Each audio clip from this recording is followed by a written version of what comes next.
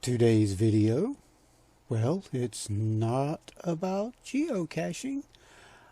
I just took my telescope out and, well, I thought I would do some astrophotography. As you can see, Saturn slowly drifting across the screen here. Well, it was not as, well, let me just say, it wasn't as clear as I thought it would be, but I had to do some experimentation with the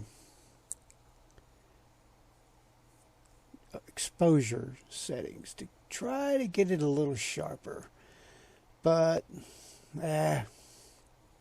telescope would only do so well, and I could not get any photos of Saturn through the phone because it just would not focus to infinity at the right time of the picture. So I shot some video, and the videos actually turned out fairly decent. Oh, here we go. I jumped to Jupiter. Jupiter was a tough one to do because it was so bright, and the 3x converter wasn't doing it much justice. But every so often, when it hits just the right exposure level, you can just make out some of the bigger bands on the Jovian planet, as they call it. For some reason, the moons weren't showing up at all through the converter. I was a little surprised at that. But the crazy thing is, it actually looks better looking at it with the eye through the lens. And so I switched to Mars, and surprisingly, Mars, if I got it situated just right, I think I get it on this next one right here. After I got them set me up some kind of a weight system to cut down on the shaking of the telescope right about it through here. There's like one place you can just barely see the ice cap on the North Pole of Mars. That was a little surprising. I've never had a telescope that brought it in clear enough to actually do that. So I was kind of happy with that. And now, one more pass for Mars. I was really hoping to get a good shot. Yeah, there it goes. Ooh, look! You could just barely make it out. That was kind of cool. I think after this we go to the moon. Now, yep, here we go.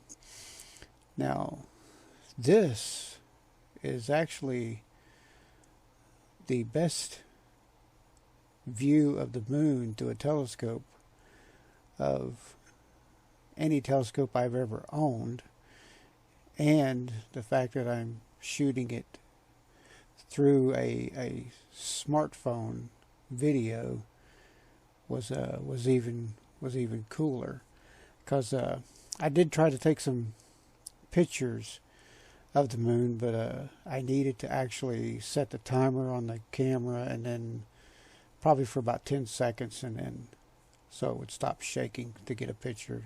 I did not including any of the pictures because I did not do that to get the best images. And this is just one continuous shot of me repositioning across the lunar surface as it drifted through the lens. But surprisingly, some of the detail did come through a lot better than I thought it would. So I was very pleased with the way this turned out. I will try to get better images in the future. I'm really did enjoy doing these shots. I've seen other people do them in the past, and I've always wanted to be able to capture my own images of the moon. Should be another good one coming up of the starburst craters that are on the surface. There's one right there. I passed over it.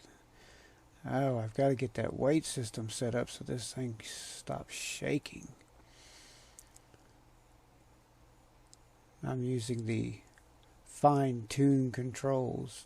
There's another good starburst crater shot.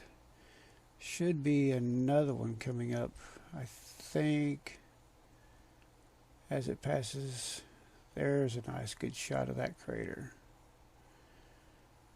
Okay, well, we're coming to the end of my video excursion into astrophotography.